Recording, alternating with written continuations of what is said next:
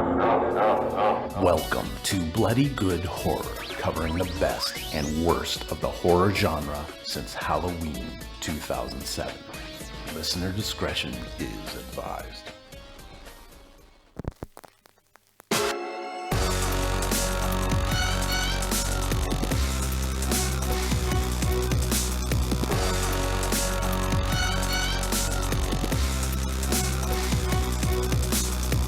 Hello, everybody, and welcome to another exciting episode of Bloody Good Horror. My name's Eric, and I'll be your host for this evening, where we will be discussing Revenge, a very on-the-nose movie title.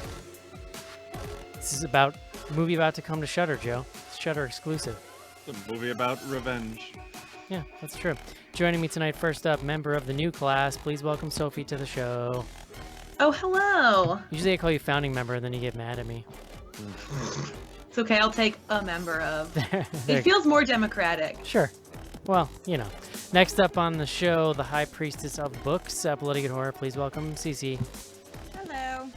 And last up tonight, coming to you from Chicago, Illinois, Mr. Joe. Oh, hey. How we doing, everybody? Joe has the look on his face like he wants to say something, and I don't know what he wants to say. I am just so excited to watch Cece lose her shit on this episode. If she was paying attention. Oh, no, I heard you. excited. Excuse me, I'm being very polite. Thank you very much. If she wasn't busy tweeting and face blogging or doing whatever. Face blogging. That's what I like. Face blogging. Yeah, so we're here tonight to talk about Revenge. What else is going on, Joe? The Bloody Good Horror 5K. There was an event this weekend. Yeah, so the Bloody Good Horror 5K, the last week in October, 26th and 27th, we did a giveaway this past weekend where we asked folks to go out and take a picture of whatever sort of training they're doing. We had a great turnout. We had a bunch of folks posting on Twitter, on Facebook, and Instagram. Our friend Jenna actually ended up winning. We met her back, like a couple years back in New York at our first meetup, so that was cool. But yeah, no, it was a lot of fun. We'll be doing a few more of those. Maybe not the exact same thing, but definitely a couple more giveaways because I still have piles and piles of BGH 10-year anniversary t-shirts sitting in my room. So Does this mean you finally got Schnars to pay for the shipping? well, no, I just told them we're gonna start giving these away because you're not gonna post them on the site. But yeah, the 5K itself is gonna be the last week in October, 26th and 27th. Go out, run a 5K, 3.1 miles, track it in whatever app you use, email it to us at bloodygoodhorror@gmail.com, and we'll be giving away some cool stuff. So I'll tell you what, Joe, this weather's really cutting into my training schedule here. It's because I want to not be outside ever. is it still hot there? Because it's dropped down to like 60s in the morning for us. It was Yeah, it's really cool here now. It's gross here still. Yeah, it was 90 here today. It's going to be above 90 tomorrow. And then finally Friday, it's going to be nicer. But It's weird because it looks super, like in the morning it's in the 60s, but then it does get up to like 90. But it's been raining constantly, so it looks really fall-like outside. But then you step outside and it's like just a punch of heat in the face. yeah, I don't know. I have to run at night just because of my schedule. So like the other night I waited till it was dark. I went running and listened to the Spooked podcast. Are you guys familiar with this from like WNYC or whatever? It's Yeah. It's really good. I got recommended to me in the podcast like channel on Slack. Huh. And it's like from WNYC Studios, and it's kind of like it's like spooky stories, but they're people telling like their real life stories that happen to them. So, Oh, that's cool. So it's like different people every time? Yeah, every episode has like 2 or 3 stories in it. It's presented almost like if you ever listen to like NPR StoryCorps or whatever. It's like it's kind of like, and it's a spin-off of Snap Judgment, if you ever listened to that, which is a WNYC podcast. Where it used to be, it might not be anymore. So I went out like in the dark listening to that. It was like pretty spooky. It was pretty nice. I was then like accosted by bats, and that was a little alarming. But That's amazing. well, yeah, like there's this area that I'm in is very wooded, and so some of it was not as lit as I would have liked, but in the traditional sense, Joe, not the I was about to I was gonna say, ask. sometimes you gotta make it lit. like actual lights, like lighting. Because like sections were not popping off. I don't know you guys, but when I'm running by a wooded area and there's not enough lights, I'm just concerned like a rabid skunk is gonna come out and attack me or something. But it all made for like nice, spooky time mood. So Nice. I will say for anyone who takes Eric's recommendation and listens to Spooked, if you enjoy it, you can, before they did it, it used to just be an annual special on the Snap Judgment podcast. So they have like 6 years worth of specials that are mostly stories that are not on the Spooked podcast. So if you ever want to go back and listen to those, they're pretty good. So what's the original show about? Snap Judgment is just like the Moth or whatever. It's just people like coming in and telling stories, and they usually try to pick a theme and have, Gotcha. 3 to 5 people tell stories. But they would do 1 or 2 every year that was just people telling spooky stories. That's really good, although I would say that I think the last couple years they recycle stories from the first 2 or 3 years. So that got kind of annoying. Like last season of Spooked, the first season of Spooked for me, which was not exciting because it was almost entirely stories that they've already used. But this one seems to be all new. Yeah, well, Cool. I was spooked, and then I was like seeing people who were out at night walking, but I've like really terrible night vision. I run without my glasses, so like literally, I'm listening to this creepy music, and I just see like amorphous figures in the distance, and it was actually kind of freaky, and I enjoyed that. So any of them could be Slender Man. Just long arms just coming at me like Freddy style. Yeah, No face, just walking around. with their training. I had to get some acupuncture for my knee, so I'm a little behind. But besides that, Yeah, it's going. You were talking about your knee in the fitness channel. All It that, sounds that's like helped. So I sounds- think that I'll have to keep doing it while I'm trying to work it up. Yeah. Sometimes Just don't run with the needles in. I feel like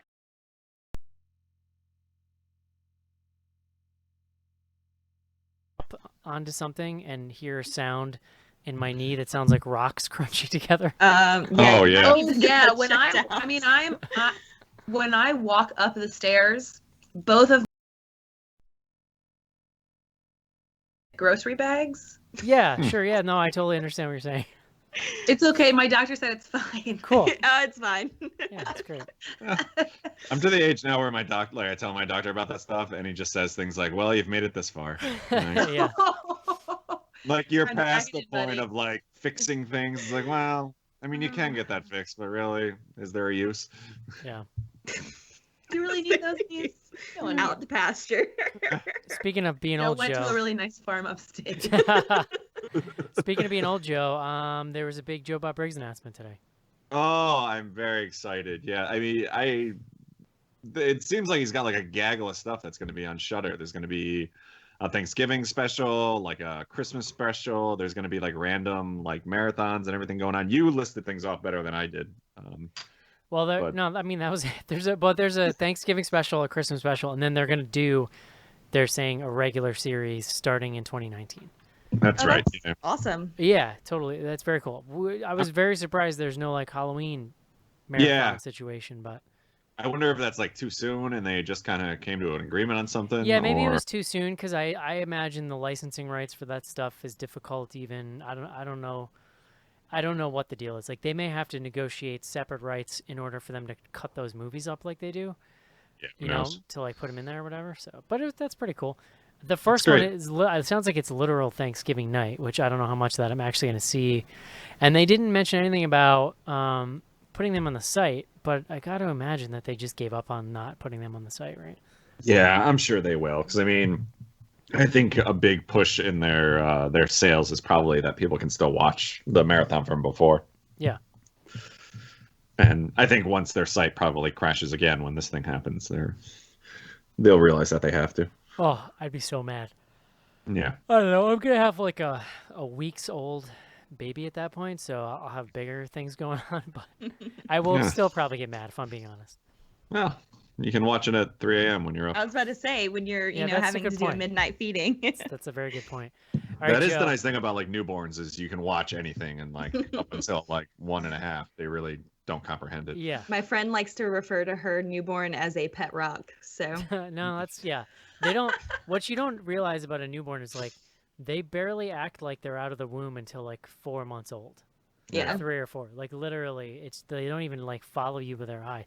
The first time they like look at you when you walk across the room, you're like, oh my god, did you see that? Hey Joe, speaking of having a newborn, what are we drinking tonight? Beer guts. Something strong, I hope. Well, not that strong. Although before I get into this week's beer, I gotta say I am drinking my first batch of Pumpkin, which has hit the shelves, and I'm very excited about. But the beer I'm drinking is a little less on the high alcohol scale. It's from the good folks at Sierra Nevada Brewing Company. Oh, we should explain. Revenge, a fun little flick about a group of fellas and one guy's mistress that go out into the middle of the desert for a hunting excursion, and awful things happen. So in honor, of that, I picked a beer from Sierra Nevada. This is their Hop Hunter IPA, which is delicious. Sierra Nevada, based out of Chico, California. It's a lovely place all the way up in the north. And this beer is interesting because they claim, which I assume they're not making up a lie here, but they have their own hop fields out there. So if you guys aren't familiar with Sierra Nevada, I mean they're pretty huge. They're one of like the first breweries that kind of made it into the quote unquote craft beer resurgent in like the late 90s or early 90s. Their pale ale is probably one of the most famous, and you probably have seen that a lot. They started putting out more and more beers, and this one's fairly new if I remember right, but they pretty much came up with this idea that when you pick the hops, like they're super fresh, and you make a beer with that, and it's got like this great fresh hop flavor to it. But the longer the beer sits around, the more you kind of lose that. So they came up with this thing that they actually pick the hops, and in the field they have this what they call like a hop distiller, but they pretty much boil the hops right there and make like a hop oil from like the resin that you get out of those, and they use that in the brewing process. So it's pretty interesting. And if you haven't had this one, I definitely recommend it. It's very like, it's got a strong hop flavor without being like overpowering, and like sometimes it even like dries your mouth out. It's surprisingly balanced, but it's definitely got like that, like a really fresh flavor to it, which I'm a big fan of. Alcohol content comes in at about 6.2% alcohol, so like a little bit higher, but nothing crazy. You know, you can go out and do your farming and drink these if you so well. But like I said, Sierra Nevada, like they're kind of at the forefront of a lot of like the craft brewery movement that started, and they're always trying new stuff, and usually it's really, really good. So I definitely recommend you try this one and anything else you find of theirs. And yeah, SierraNevada.com is their website, and there you go. Does it make you go? A little bit. I mean, you know, in a good way, I guess is the Sure, as you would say. Yeah, I guess it depends on what level of that you enjoy. You know. Yeah, exactly. If you want to do some lip smacking, to each his own. The And cider. who doesn't? The cider place that I follow is about to release their pumpkin fall thing that I've never had, so I'm pretty curious. The what place? It's called Down East Cider. Oh, nice. They do like cider, but they do like a fall pumpkin thing. They also do a summer one that I never was able to track down because I didn't really drink enough to like need to. So I'll try to correct that in the fall, Joe. Sorry. yeah. All right, guys, let's do it. Let's take a quick break so that we can discuss Revenge. This is it, Senator. Your big break in TV. From the prime time, bitch. Main feature. And we're back. Cece, Yes. you did not go to Duke. No, I did not. You went I went to a lowly state school. I would call Ew. it a college of the people. College of the people. I like it. I mean, they taught you words, probably not all the words that John learned, but they still taught you a lot of words, right? Yeah, you know, I think they try and give us just enough so that we know there's more out there. Yeah. Sure. Would you like fries with that? Exactly. Phrases, you know, things like that. Cece, in John's stead, please bring us the Yes. word of the day.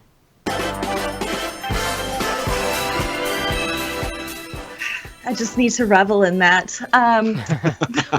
The word of the day is conspire, which is borrowed Latin and really comes from the French verb, which means to spit with contempt. Ooh. Because, you know, as we'll As we'll learn in this movie, Yeah. there's I think I dated a conspirator in college, if you want to. Oh, let me Oh my God. as we'll talk about in this movie, there's some contempt and Joe, not on this the show. revenge aspect of this movie. Lord help. I was about to make another joke, but that pretty much just killed anything I was gonna say. So there you go. Hey Cece, tell me about this movie. Who made this? And then tell me what it's about. So this movie is the first full-length feature from writer-director Coralie Farragut.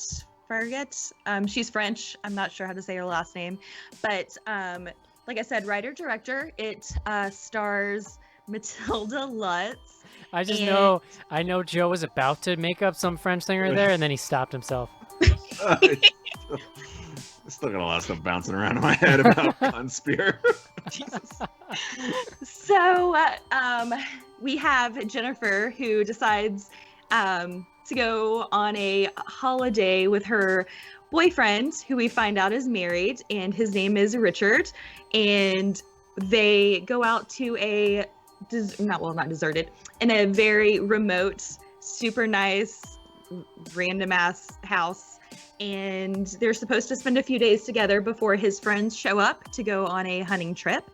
And his friends show up a little early. So it becomes a weird kind of party between he and his friends and his girlfriend. And his friends realize that, they're kind of jealous that he's married and he has a mistress who's super cute and super young. And one of the friends assaults the girlfriend while the boyfriend is away, and the boyfriend comes back, doesn't really take up for the girlfriend like you would expect him to.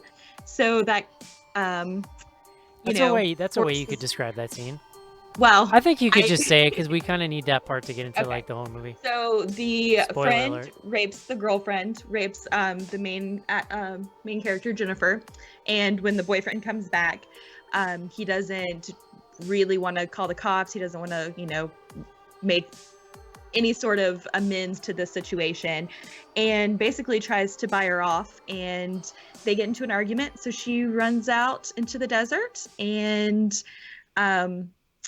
some things happen, and it turns into a cat and mouse game of the three friends trying to find the girlfriend, to basically kill her so that she can't make them, turn them into the cops and make them go to jail or anything like that.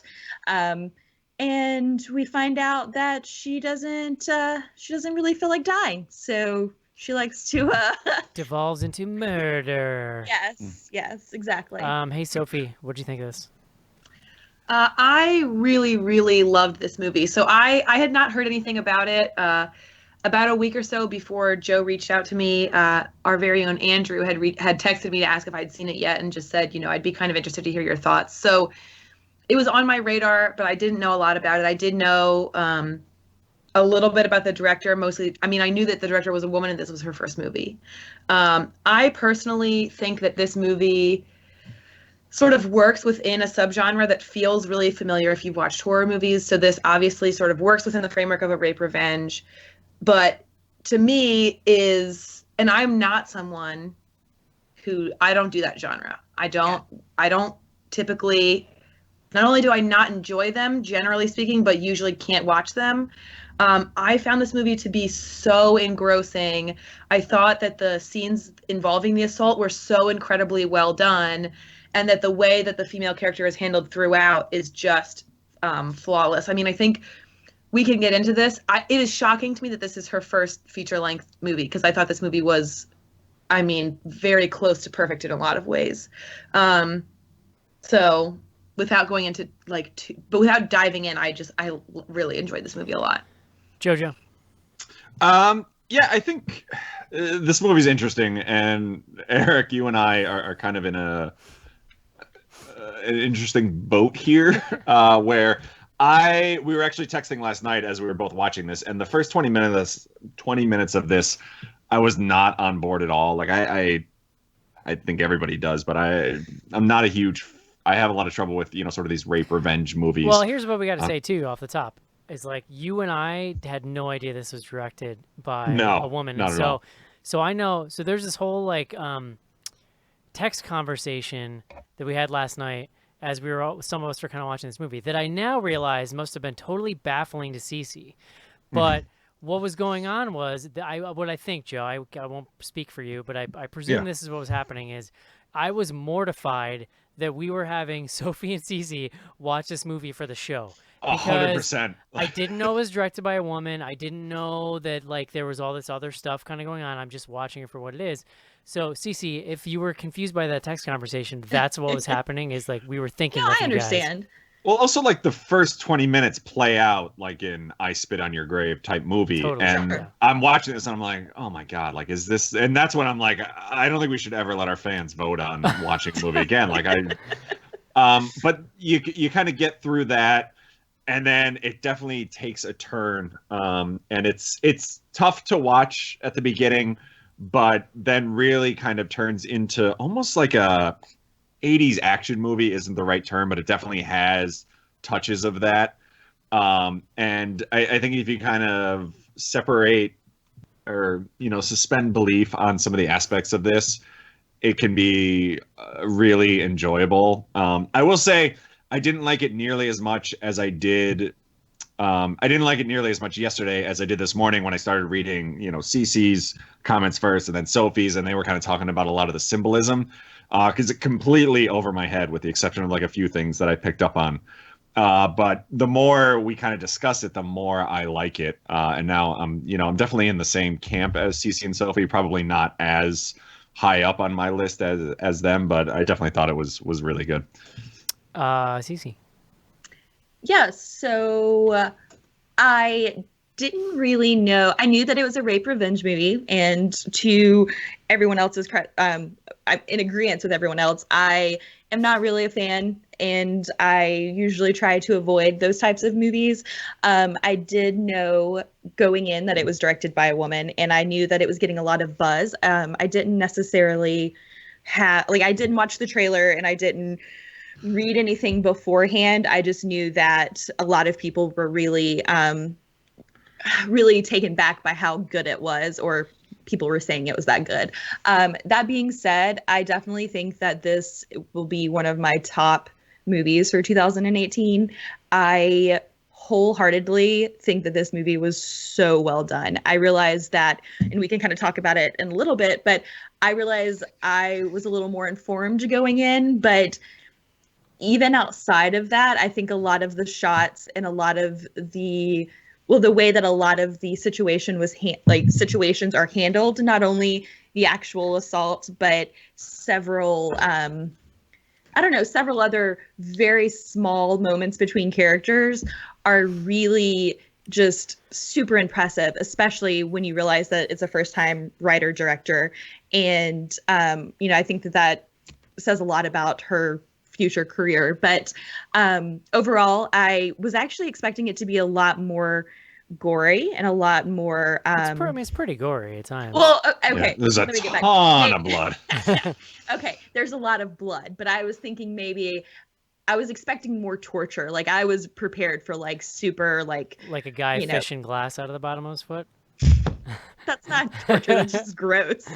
But this to me feels sort of like I don't remember how many of you have seen Green Room, but this to me feels a lot like Green Room, where like the violence is intense and it is explicit, but the movie's not reveling in how violent it is. Yeah, and it's hard to explain, but yeah, that's a really good comparison. So I think that maybe I was preparing for it to be super, super intense, and the emotion and the the plot is super intense, but I was not, I was expecting to be grossed out and I wasn't. So I think that was also a plus, but I really, really loved it a lot. Yeah, so I don't know. I had a super weird experience with this movie, which we kind of already talked about with when Joe was talking about it. But like, I popped this thing in like zero context last night, and I started watching it. And I'm with Sophie. Like, I am not here for rape revenge movies. Like, I think, and so like I carry a lot of baggage coming into this because I've always felt like I have always felt like these movies are sort of sort of sometimes they're held up as being as examples of like feminist genre cinema, Right. which to me I think is a huge stretch, especially when they're typically like all male like creative people like Sure. making them. And I find like, you know, I remember this like when I was really first starting Bloody Good Horror was around the time that I Spit on Your Grave came out on DVD. And actually, the one bad thing Joe Bob I think ever did is Joe Bob Briggs has been like Oh, a no. and infamous like defender of that movie as exactly what I'm saying. Like it's no, it's feminist, blah blah blah. And Yeah. he did the original DVD commentary for that when they released it. But like I just remember watching that movie and being like, I'm sorry, but this super comes off to me as like an excuse for a dude to shoot like really skeevy rape scenes because that movie is legit over half that, Oh, and definitely. then the revenge is like this little part of the third Yeah. act. So this isn't that. So I don't want to compare the two, but I just, which is just to say, like I have a lot of preformed opinions about this genre coming into this. So I'm coming into it, and I don't know it's done by a female, and I'm immediately mortified because like somebody said like I don't know anything about this. Somebody was like, oh, we had some fans request like to have Sophie on the show to get like female perspective on this, and I'm like, great, we told Sophie we wanted the female perspective on this movie, and then like assaulted her with this movie like as I'm watching. Like it's funny. I just like literally felt like I think like what Joe was saying. I felt like I don't know. I felt very weird about that. And to me, like the first half an hour, 40 minutes or so, it's just now I understand it a little better. But it felt like very leery to me. I was already not feeling it, and like. The rape scene is so weird. My biggest issue with this movie is I just feel like the tone is weird, and there's a lot of, and it could be a lot of it's subtitled. It's actually a weird mix of subtitled and not subtitled. Like there's a weird random parts that are in English, and even though like it's clear none of the actors are like first language English. So that was really putting me off. I just was like so down on this movie. I went to bed. I wake up this morning 6 a.m. to 14 text messages, like everybody All from me. everybody texting last night, and I learned that this was done by a female filmmaker, and I'm just like literally. I wish you guys could have seen me in the pitch black in my apartment this morning, reading this text, being like, "What the fuck?" Like I have my glasses on, I can barely see. I'm just like blowing my mind, and then like I was literally upset about everything. Like I was just upset, and I didn't know why. And I spent a long time thinking about it, and I kind of got into work and like read the rest of your emails. Then I watched the rest of it. I think that the revenge portion of the movie, which for this genre is a much higher percentage of the actual movie, which is a good thing, right? Because it's like they don't, to their credit, they don't linger on the bad stuff too much. And I think that there's a lot spent going into her transformation and her sort of like rising like a phoenix and avenging these things. That part I think is way more compelling. I think it's better directed. I think that the set pieces make a lot more sense to me. You guys mentioned that she talked about Kill Bill being one of her influences, and you could totally see that here. There's definitely this like Tarantino vibe to the way that a lot of the action is shot. There's a couple scenes I think that are really effective. I think this scene where she is actually stalking the guy who actually raped her is really nuts. There's this great thing where she's running away and she slams the flashlight on a rock, and then he runs through the glass, and it's like it's just very visually the tension in that scene is set up really well. Guys, the glass is going to go in that foot farther than you ever thought glass would go in a foot. It's like, wow. Honestly, I love that scene until the part where he's fishing the glass out. Like before that, I just because it's painful, but it's more about the tension of the scene. It's more about waiting for him to run around the corner, and even before that, it's like they're in the distance and they're shooting each other, and that scene just like spatially is done really well. And that's kind of what, just to jump in real quick, that's kind of what I mean about the violence and the gore. Like there's a lot of it, but there's so much tension, and like there's this palpable emotion throughout the film that really overrides the rest of the blood and the violence for me, which I thought was really interesting. Yeah, and like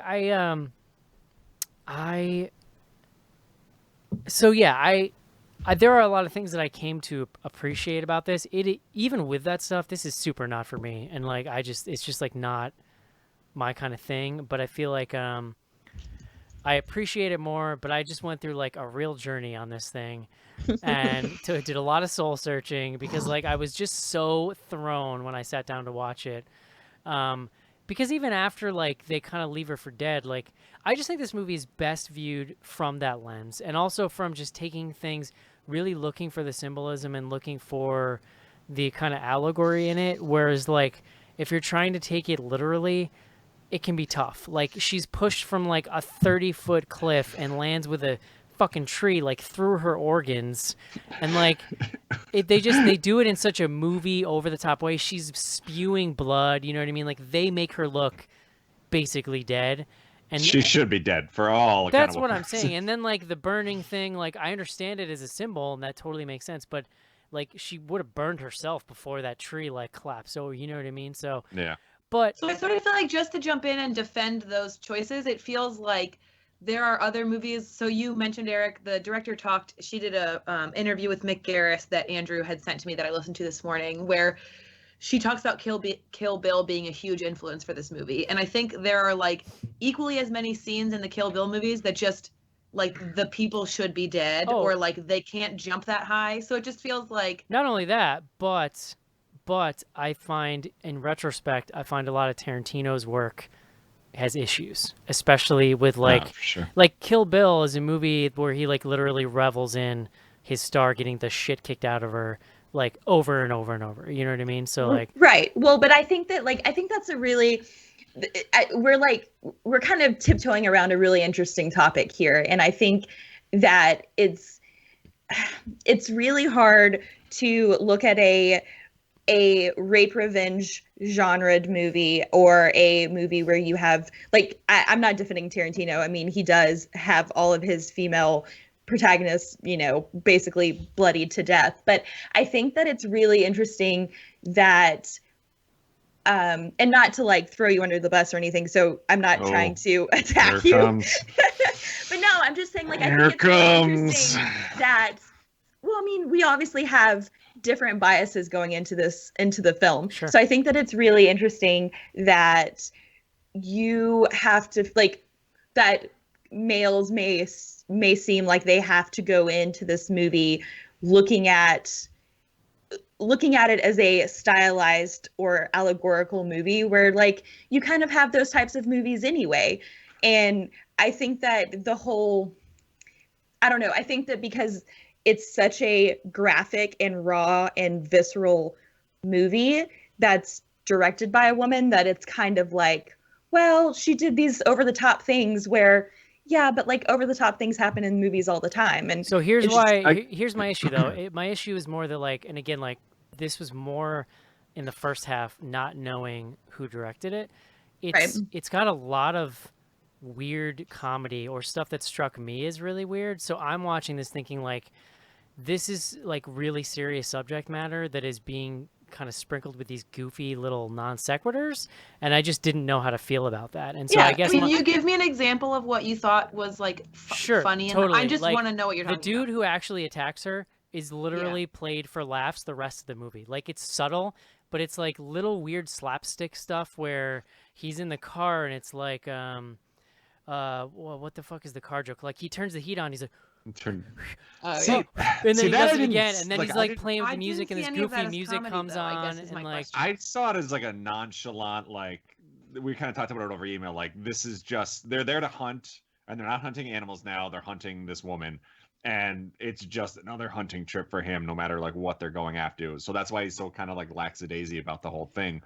Like he's very relieved when he initially thinks that the friend there has gotten her, but like once he feels like that's done, then it's like, all right, well now we'll just move on to the deer or whatever we're actually gonna hunt. So I didn't really see it as like comedy. Also, the guy who shoves her, right, the boyfriend, when he takes this weird turn where he seems like a totally normal dude, totally normal, and then in the split of, I mean, other than that he's an asshole and he cheats, like, but like he doesn't seem like a psychopath. He just seems like a skeezy dude, right? But then he like turns into a psychopath in like the blink of an eye, and then after that he's like a comic book villain, and he's so weird and over the top after that, and that was the other issue. And it's like a lot of it was his interaction with the guy that raped her, that just felt strange to me. There's the only way I can describe it. Like, I just felt like the tone of this movie was wacky, and I mean, wasn't sure how to read it. He's definitely like the alpha dog in that scenario. Like, you also- kind of pick up on I that couldn't right tell from if the beginning. he kept sounding German to me, but I'm like, I think he's He's Spanish. Belgian. Oh, Yeah. okay, well that makes sense. I mean, also, you can never trust anyone with a butt chin like that. I was Like, gonna say that was an intense. That was an intense one. it was like Um, we'll talk about the ending, but there's like he's pretty much nude for like the last 20 minutes. I was And gonna say, you He also weird a just lot. can't trust anyone with like an actual butt like that, right? Like, that not to too. be That's not a trusted. real well, butt. it's weird, like, 'cause, it's you know, not a I'm real butt. I'm watching this on the train, and I'm like, oh Jesus Christ, does he have to be naked this entire time? And then he would finally like turn around and we see his face, and I'm like, there's just still more ass. Like, Yep. just give me Um, one shot. But what the but fuck? CC, to your point about what I was saying about kind of taking the film in for its like symbolism stuff, the only thing I mean by that is that like without those layers, which I wasn't getting in the beginning because I didn't really know they were there, I don't want to watch this movie. Not because of anything else. Then if you presented me 10 movies that were plotted out like this, like I just don't want to see them. It's just a personal thing. So like, but then seeing what you guys are talking about and the sort of subtext that's there, then I'm like, oh, okay. Like a lot of this stuff that I was looking at as weird, like the tree burning and the goofy thing with the like hawk or eagle on her stomach or whatever, I can start to appreciate that stuff more for sort of the subtext that's there. Is what I'm saying. No, I mean, I totally, I'm not. In other words, I'm not trying to dismiss it. I'm just saying like no, I get it. it brings And I- something that I can appreciate to it. Yeah, and I realize that, I mean, there's going to be films that way regardless, but I know that we should really jump into the symbolism and the actual like subtext of the movie, because Sophie and I were live texting each other while we were watching it, and I mean, We have so many thoughts. we have so many thoughts. So Before we get in that, I just want to say, like, as a blanket, I know that no one is saying this, but it just feels like it's worth saying out loud that the simple fact that this is directed by a woman does not make it automatically like better and more sensitive. Like, there are women who direct movies that are super sexist, and there are men who handle gender really Oh, well. for So I sure. think, like, I know no one's saying that, but I feel like it's worth saying explicitly that, like, no one is suggesting that because this movie is directed by a woman, like, it's allowed. You know what I mean? No, I definitely agree, and I think that on the surface, and to kind of defend Eric, like, there is nothing about this movie that is feminine or outwardly like soft or like, oh, like this looks like it was made by a woman. And I think that's what I love so much about it, is that it's so brutal, it's so visceral and raw and just, I mean, in your face, but it's also super, super strong. And it's just, I mean, it's a beautiful and well done movie. And I think the fact that a woman wrote and directed it just makes it 10 times better for me. So I totally agree with Sophie. And I hope that doesn't put off listeners that, like, it's, you're not going to be going in and being like, oh, I can see why girls would like this because it's, it's Lisa Frank everywhere. But Nobody knows what that is. Plenty of people know at least Frank. do. Why don't you jump in then and talk about some of that symbolism?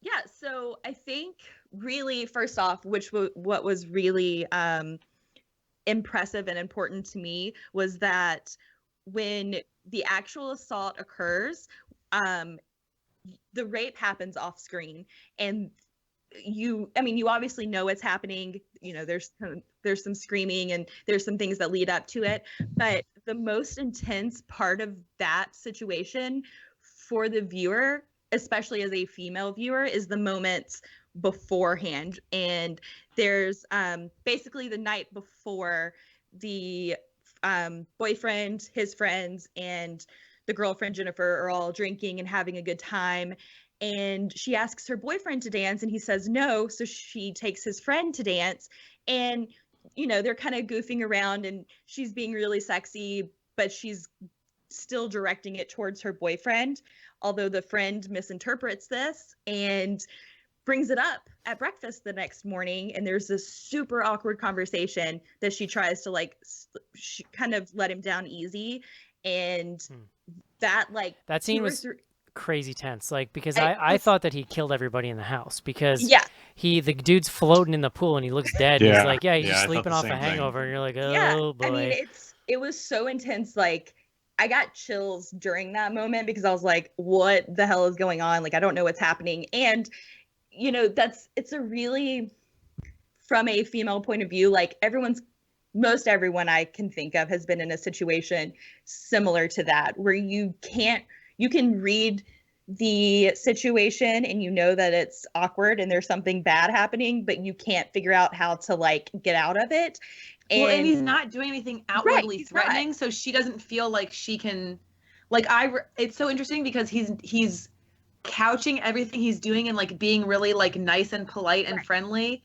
So she's trying really hard to like distance herself without being rude, because then she would be the one like creating an issue. Yeah.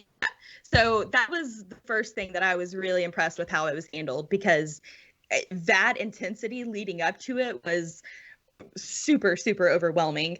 And I know that the situation afterwards, when the boyfriend comes back and he basically tries to buy her off and says, you know, if you love me, you would just take this money and move out of the country and not, you know, it wouldn't be a big deal. She runs off, and that's when they throw her off a cliff. And her being, I know I got a little crazy with the symbolism, but her being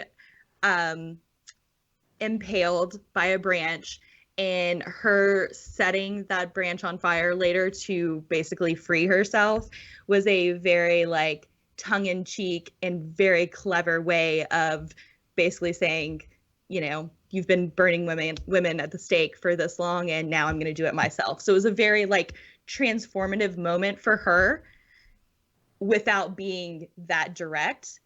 And it was also a really, it's a really interesting play that the physical rape happens off screen, and you don't see any physicality of it afterwards. Like, she's upset, she's crying.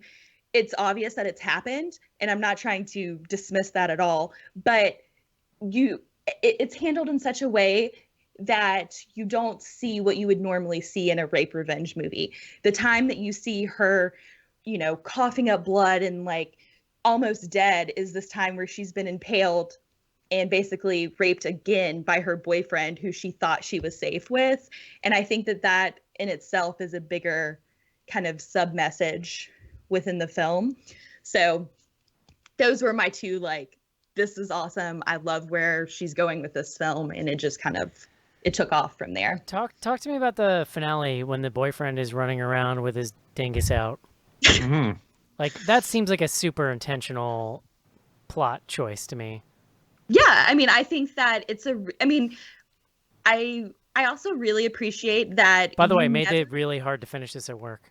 Oh, I'm sure. Yeah, the train ride was not the best place for episode either. I think He's just like, because he's like literally at one point, not only is he naked, but he's like, isn't he like covered in blood at one point? Yeah, it's like, he's like completely naked and covered in blood, running around a house with a giant gun. Yeah, it's very Joe's like, oh, this is a home movie.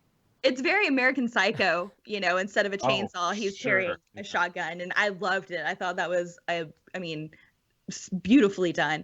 But it's really interesting that Jen, the main character, is never seen completely nude like you see in a lot of rape revenge movies. The only time that you do see her naked is in a super vulnerable moment when she's out of the shower and she thinks she's alone. It's not a sexual moment at all. She's being spied on by the friend who eventually rapes her.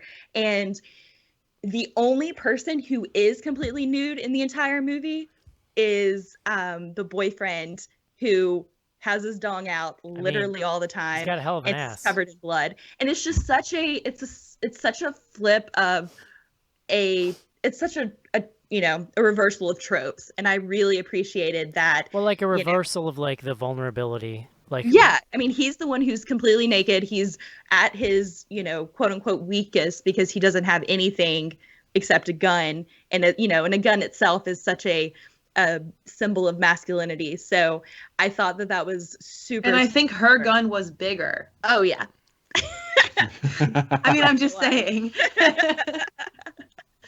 I think if while we're on the subject of like nudity and people's bodies, I think it's important to talk about the way. So we discussed this over email, but I think this movie uses the male gaze in a really interesting way. So I think what put some people off, like, and I think honestly could put anybody off, is in the beginning of this movie, the Jen is often in like very skimpy outfits, and the cameras are very leery and kind of like linger on her butt and her legs. It's all the first 20 minutes, all butt shots. So many butt shots. Butt shots. But as you progress through the movie, like all of those scenes are happening when there are men around her watching her. Mm-hmm. And there's a really important scene, I think, where they're kind of talking to her about what she wants to do. And she says she wants to move to LA. And they say, what do you want to do when you get there? And she says, all I want to do is be noticed, because she feels like if someone will just notice her, her life will get better. Mm-hmm. So it feels like she very intentionally is trying to use her sexuality to make her life better. And the film is very intentionally saying these guys are only seeing her as a body with no person inside. Like they don't give a crap about Jen. Mm-hmm. She just looks hot, and that's all they care about. After the rape happens, we don't have any other shots looking at her that way. I mean, we talked about it a little bit over email. So after she gets away, when she runs away, she's just wearing a big t-shirt and she has underwear on underneath. So once the revenge part of the movie happens and she's sort of hunting these guys, she's in a sports bra and underwear. And so she is not super clothed, but the way that the camera is used in those scenes is so entirely different from the beginning of the movie, which I think is really fascinating. And again, when we talk about this director being a first time, she's done short films, but this is her first feature-length movie, and I think she handled that really deftly.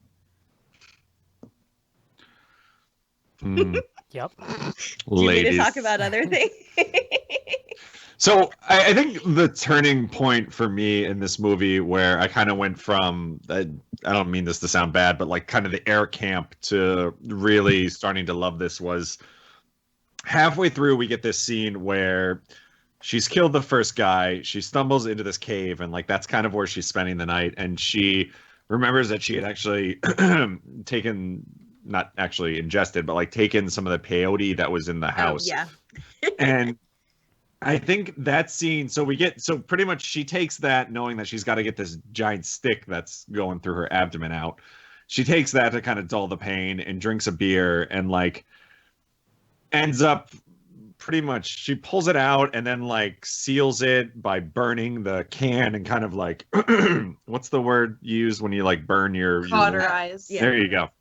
She does that. And then like, after that, like we get this shot where, and there's a few things that happen, but pretty much it turns out that the eagle that's on the beer can is kind of like singed onto her stomach. After that, I was kind of like, all right, like we're suspending belief here. Like this is just that movie. And from that point on, I really kind of loved this. I think to Eric's point and to like my original reaction when we started watching this, like it's tough to know what direction we're going with, and it's tough to know if that's the sort of world we're living in as we're watching this, because everything seems very grounded at first, and then we do kind of get this, I don't know if you guys remember the video for Aerosmith's Crying, where at the end Totally. What? like this reminded me when she falls off the cliff and lands on You're the crying too. It reminds me of that scene where Alicia Silverstone just tied a rope around her waist and jumped off the bridge, and like you would have snapped your back, and you're like, listen, let me back up real quick. I totally understand what you're saying. Please don't female splain this to me. Don't femsplain to It's Joe. happening. I'm sorry to female splain that to you, Joe, but I'm pretty sure it's woman splain. Yes. I think Whatever.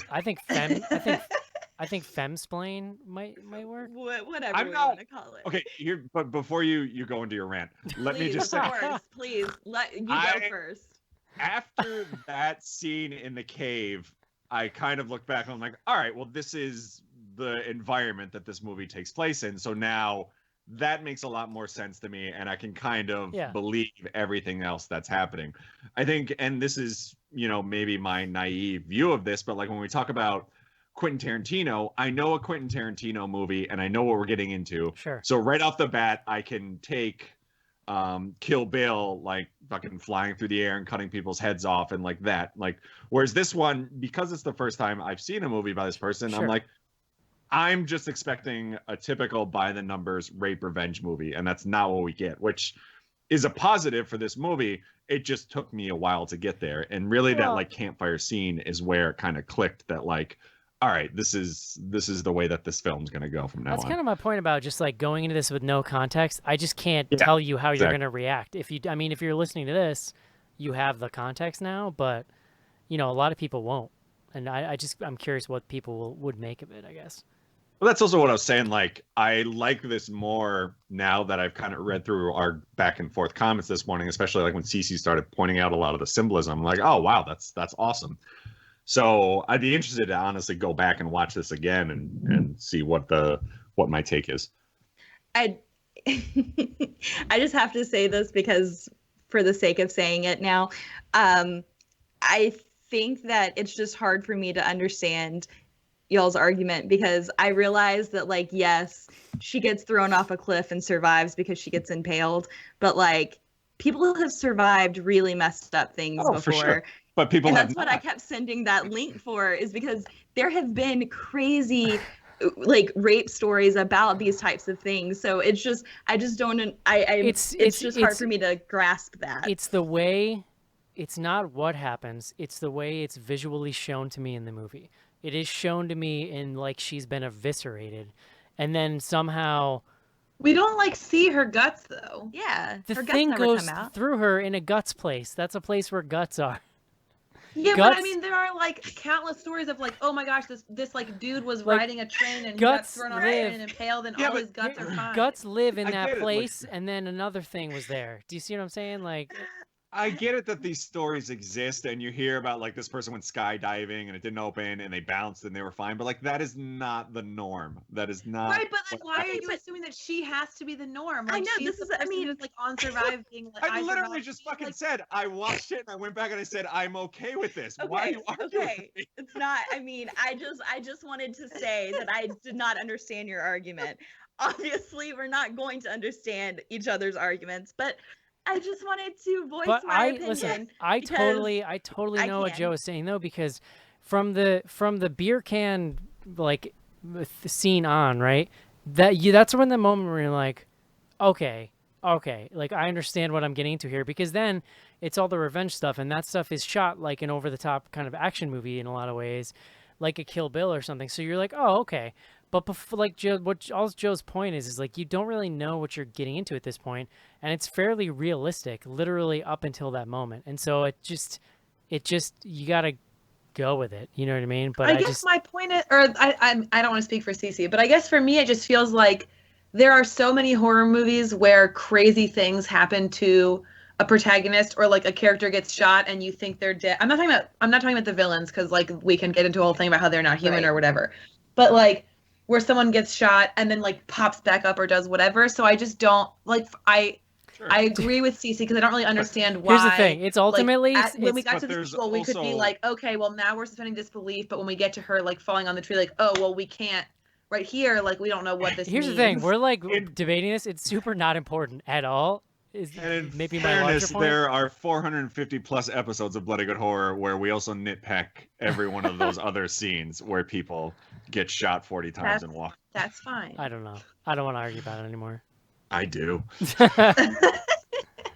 It's her guts. Are there any other scenes you guys would like to talk about before we wrap up here? I do have like one piece of symbolism that I want to talk about, because I think my favorite like set of symbols that kept recurring in the movie.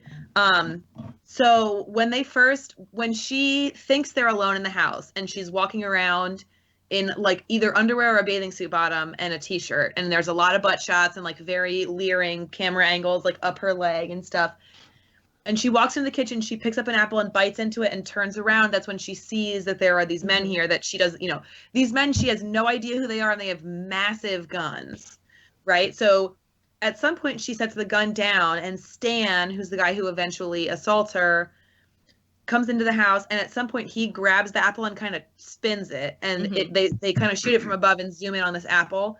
Later on, within the next couple minutes, they shoot to this apple, which has one bite taken out of it in a way that sort of looks very evocative, or like maybe not very evocative, that might be too strong a word, but in a way that feels like it is evoking some kind of symbolism about female genitalia. And there's just an ant crawling around the edge of where the bite is taken out of the apple. Well, I was just thinking like, But do you know that ants? Go ahead. Oh, I was going to say ants are the symbol of strength and like intense willpower. So it's interesting that that's like something that stood out to you. Well, You guys... it's great because so that happens, and then they're all outside partying, and right as they cut like back right to as the the boyfriend is like, "Oh, I'm ready to go to bed now," and he picks the girlfriend up and literally carries her over his shoulder into the bedroom. As he does that, what comes into frame is they have left on some like wrestling, like big dudes wrestling each other on the screen. So that happens after they throw her off the cliff and she gets impaled on the tree. There are ants crawling all over her entire lifeless body, which sort of feels like we don't know if she's alive or dead. Not, I mean, presumably you think she's going to live because we have a lot left in the movie, but for all intents and purposes, she looks dead. There are ants crawling all over her. And all of a sudden they cut to a very close-up shot of the ground, and there's an ant walking on the ground, and her blood starts dripping on the ant and drowns the ant. And that's when she wakes up and gets off of the tree. And that felt like such a, like, to me, felt like such fantastic symbolism for, like, these men, like, treat her like an object that's just there to be a sexual plaything for them, and she's going to, you know, turn the tables on them. I will also say that it's worth noting, I said this over the email, the last line that, or we talked about it over email, I guess, the last line that Richard, the boyfriend, has before he gets killed is he says, "Women always have to put up a fucking fight." It's so good. I love it. Like this entire movie, I can only speak for myself, but as a woman, this entire movie feels like an amazing allegory for just like, obviously not everyone goes through what this character went through, but it feels like an allegory for the kind of shit that women have to put up with on a daily basis. And I think if you are a woman who feels that way, or like a man who like wants to go, like goes into this knowing that that's going to be what you're going to get. I get the idea of going in and kind of being like, I don't know what to expect, and being sort of taken aback by this movie. I thought this movie was fucking fantastic. That's all. Okay.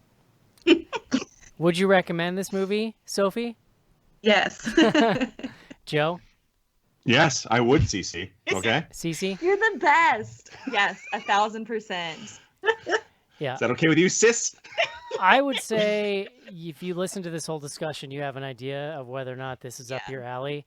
Like, I would not just like to a stranger on the street be like, "Hey, I just saw this great horror movie. You should check this out." Like, right. Probably Correct. not. Definitely. And like, I didn't love everything about it, but you guys just got to make the I decision would for say yourself. if you listen to this entire episode and you just decide to not even watch it at all, then like, that's, I don't know. People may just not listen. Here's I don't know what that means. Here's my point. If I had a choice, like I'm too old for this shit. Like I cannot subject myself to this kind of stuff anymore. Like it's just. I mean, and I feel that, but also like as a woman, I would be like, that is a privilege of yours to choose to not subject yourself to this shit anymore. Well, then it's a privilege. That's all I got. From like a rape revenge type movie, this one definitely separates itself from the pack for sure. So I think, and part of my hesitation at first when we were texting was that I thought we were walking down that same road, and I was not on board for it. But I think this one redeems itself isn't the right word, but like it definitely, it takes a. Well, you guys mentioned Black Rock too. I really like Black Rock. I'm pretty sure that made my top 10 that year. So. Yeah, if you haven't seen Black Rock, you should watch it because it's really great. And it's directed by Katie Aselton, who's married to Mark Duplass, and she used to be on The League when that was a show. Those things are all true. All right, guys, that's gonna do it for Revenge. Let's take a quick break and do some fan mail. Blood-curdling horror gets underway with Crazies, directed by none other than Mr. Horror himself, George A. Romero. Could it happen? Get me the president. More important, Could it happen here? Could a whole community be infected by violent madness? Brother against sister, lover against lover, the state against the people? You had better see The Crazies. Hey, I'm Tommy Ricola, director of Dead Snow and Dead Snow 2, and you're listening to Bloody Good Horror.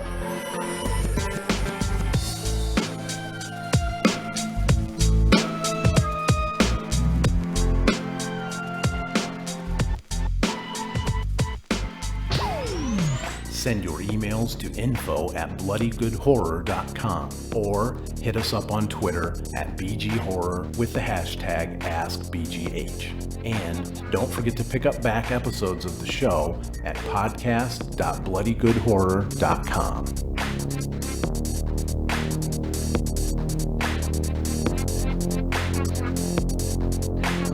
And we are back.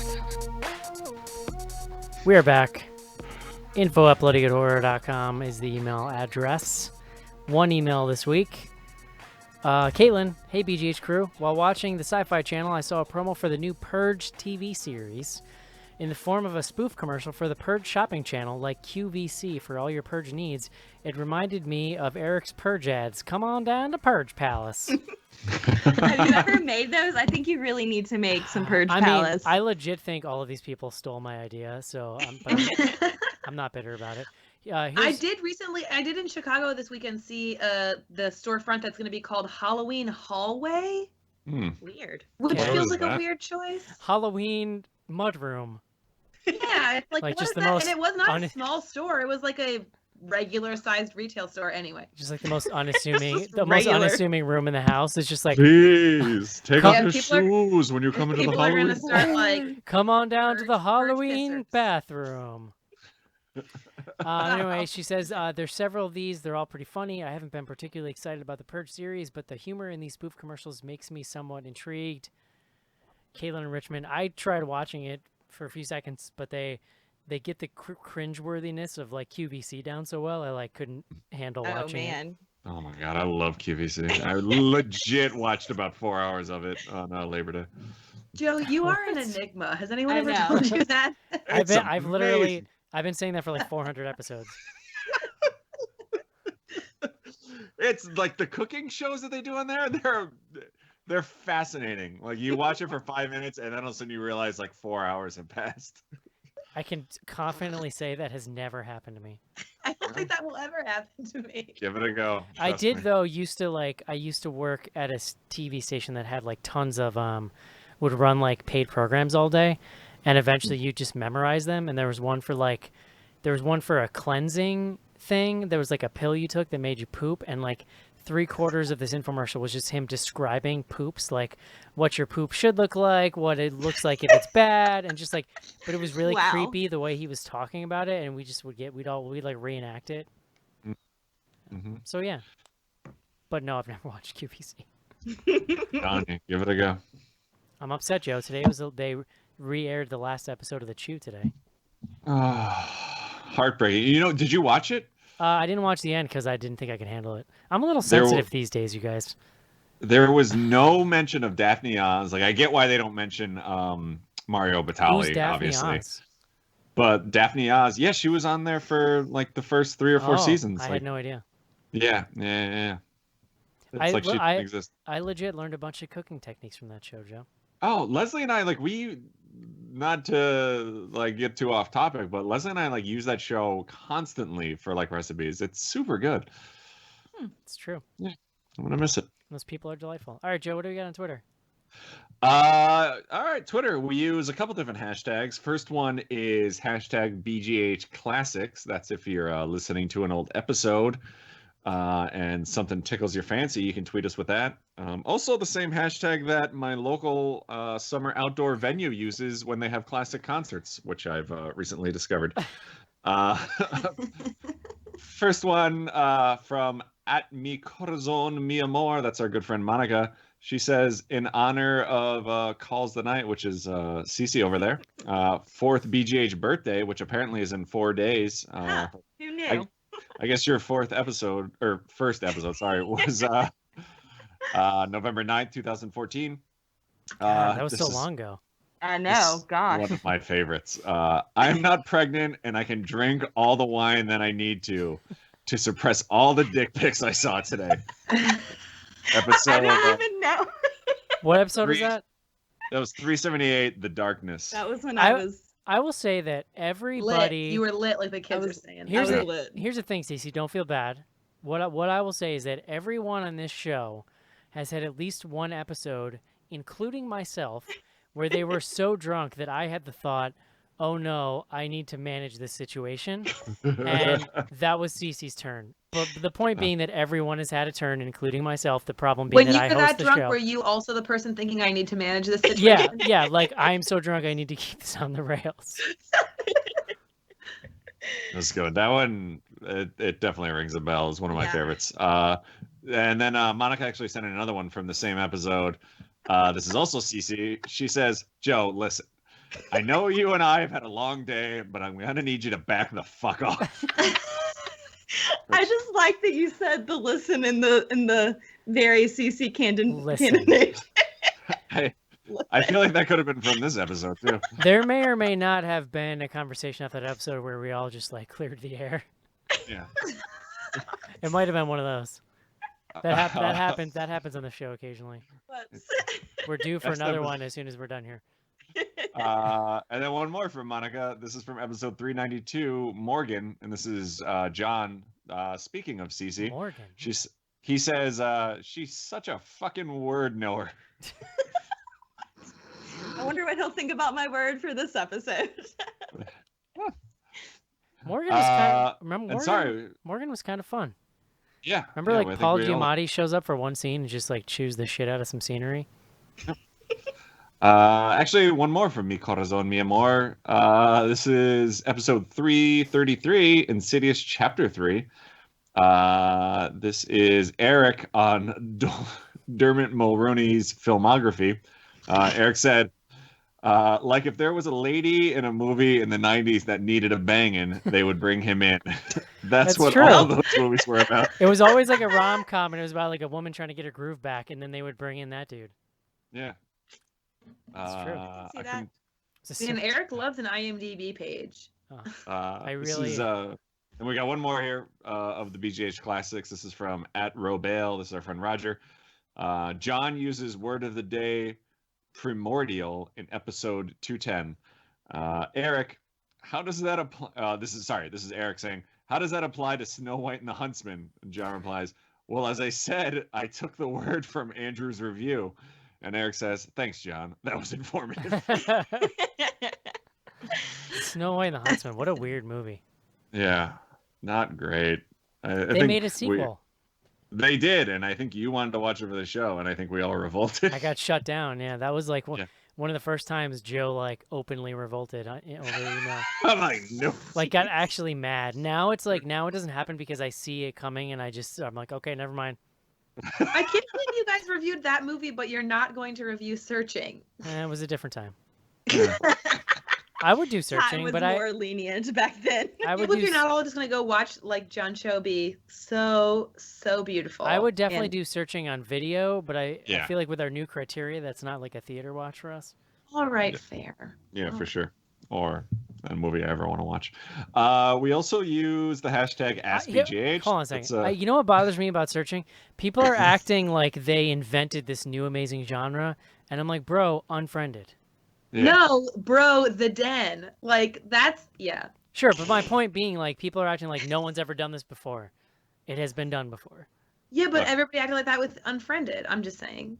Look, we can all agree that it's physically impossible for someone to fall a field size We already down a know. ledge onto a stick Totally and fake. live. Do it onto a skewer. I mean, I don't know But if we can all agree to that, Joe. Eric can do some editing, and I think he will. Why, yes, I agree. Long night. If you You're guys, just like me. if you guys could Oh my both, God, you're so right, Joe. yeah, if you guys could both just say emphatically say the word yes into the mic, clean 1 and 2, then No. All right.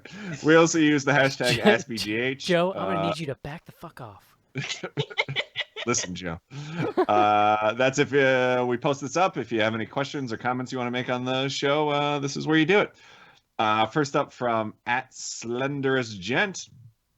He says, in regards to last week, I didn't realize Cece had respect for Joe in the first place after some of the things he said on the show whilst drunk. Also, can we have Joe get loaded on the podcast more often? Joe and Cece has been, to me, one of the really fun, under the radar feuds of the history of the show. I appreciate the sibling relationship that was talked about on Twitter today. Yeah. Now, You just have to think about the fact that they're both fighting for the same husband. Yeah, So that's there's got to be a little bit of tension. Because here's the thing. Here's where it really stems from is like, Joe will go in on anyone. If you, it's just like whoever happens to do something that day that he feels like calling you out for, like that's all it takes. this is true. To be fair, Sophie, I mean, based on the texts I'm getting, it's not really much of a fight. Apparently not, because I can barely get him to text me during the day. So it's cool. All right, just a few more for our SBGH from Skizbot. How much blood is inside these people? I think talking about the ridiculous abundance of blood. I do appreciate that. It was kind of like in Hatchet when they would get shot. There would just be like a bucket of blood that would explode. Yeah. That made me laugh. Here's the key: you just carry around a can of Tecate with you, so that you can burn an eagle into your stomach, and then you're fine. That's how that works. I don't know if this is true, but according to the IMDb page, they apparently kept running out of blood. They were using so much fake stuff. That makes sense. All right, next up from @ZombieWasabi, that's Jenna, winner of our T-shirt contest over the weekend. She says, "This is we're getting back into the Brock Lesnar magic. This is a lynch mob of Brock Lesnar's or Candyman as Brock Lesnar's colon." What? I don't know what this just made me think of is what about a flash mob of Brock Lesnar's? I like that so much better. And also, I've seen her like legit squat like insane amounts of weight, so I'm pretty sure that she could take Brock Lesnar herself. So. Oh, she's insane. Yeah, absolutely.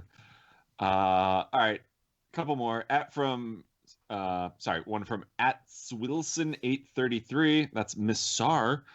She says, for the ladies on BGH Horror, yay or nay for the rape revenge genre. I can't watch them anymore. #get a daughter. I mean, like we talked about, I definitely don't normally seek them out. And if they're recommended, if I have to watch it, I normally fast forward through those scenes. So yeah, I think if you want to see, from my perspective, I mean, I also try to actively avoid them. I would, if you are wanting to see versions of that genre that are done well, I would watch this movie or Black Rock or MFA. I think do really interesting things with that subgenre. I haven't seen Black Rock, but MFA was also good. Yeah. Nice. All right, two more. They're both from Urobale. This one topical for this episode. Not at all. Does he know about Lisa Frank? No. This is, who is your favorite character in Revenge of the Nerds? Ogre or Booger? Who's Booger? Oh, Booger's the dude. Yeah, okay. You can belch, yeah. You know, I mean, Ogre, which one's the one who raped someone? Here's the thing. It's not that guy. Here's the thing. Ogre. Wait, Ogre. What movie did you watch? Revenge of the Nerds. Oh, well, there is a scene where the guy dresses up as the other girl's boyfriend and has sex. Yeah, getting consent as a different person is not actual consent. Yeah. Here's the thing about Ogre. Ogre's a bad guy in the first movie. But in the second movie, Ogre's on the side of the nerds because remember they throw him over the boat and then he teams up with the nerds. I think Ogre. Oh, that was exactly going to be my answer. I would say Booger, Revenge of the Nerds 1, Revenge of the Nerds 2, Ogre. There you go. What about LeVar? Is that his name? Lamar? Oh, Lamar, yeah. Everybody clap your hands. And I believe Louis Skolnick is the one who impersonates the young lass's boyfriend. Yeah. But then they end up getting married, so, you know. Hollywood logic. Still really terrible. Yeah, it's not it great. didn't age well. We'll just say it didn't age well. Who wrote this tweet? Who who wrote this tweet? Thanks for bringing that up at the end of the show. Just as we all thought it was Thanks. fine. That was great. One more from Robale. This is the last one also. What's the worst thing you ever had go in your foot besides glass? Once I stepped on a clown-shaped cupcake topper as a kid, but 2 days ago I stepped on one of my wife's earrings. Oh, yeah. I mean, I've stepped on several briars and that's really hurt, but usually just like nails from, Yeah. To me, it would be fences. like I lived my whole childhood in mortal fear that I would put my shoe on and an earwig would be in there. I don't know if you guys are, like, do you guys familiar with earwigs? Like, I don't know if they were just a Yes. Northeastern thing or not, but like in the summer, they would just be all up in our house, like our basement. And I definitely one time went to put a I shoe. know everyone's face right now. One time I went to put a shoe on without socks on and like just felt enough of something and like threw the shoe and like one came out. And then one time I was out in the yard and my mom was gardening and she had these plants she was getting rid of and she took it. They were like those little like spiky things that are low to the ground, and she took one, grabbed it, opened it up, and it was like the abyss to earwig hell. And literally it was like Ew. so many earwigs. They were like, you know, the zombies in World War Z, like how they move like a wave. No! A wave. This is worse than any of the gore in the movie we A watched earlier. wave of earwigs erupted out of the ground, and I shrieked like high pitch and ran into the house and like didn't go outside for a week. Gross. I got a pencil stuck in my heel when I was in Ooh. elementary school. Then you become. Now that I'm an adult, my foot is basically like impenetrable. So like, nothing's getting in there now, except maybe a giant shard of glass from a apparently 1950s made flashlight that still has glass in it. Eric, don't, please. Please, Eric, don't. That's it for tweets. Oh my god. Eric, please. That just occurred to me as we were talking about it. Yeah, earwigs. Don't like them. Gross. Don't like them. No, sir, I don't. Not a fan? Not a fan? No. Silverfish. I'm trying not to a think. fan. Oh, yeah. Yeah, and house centipedes can just fuck right off. While we're at it. My wife and I, one time we first started dating, we found a silverfish in a room and chased it with a broom, like trying to kill it, but it wasn't killing it. And then it went. You ever seen like a really old house with one of those little doors that opens up to like the plumbing, but it looks like a scary little like demon door. It went inside that, so we sealed it with masking tape, so that it would never. That's escape. amazing. So there you go, silverfish. That's my silverfish story. They're awful. You know what we're doing next week, Joe? The Nun is in theaters. Wow, good Have times. fun, you guys. Yeah, I'm actually excited to see it. yeah, could be good. Who knows? Creepy. Might nun. be. If I'm still on the show next week.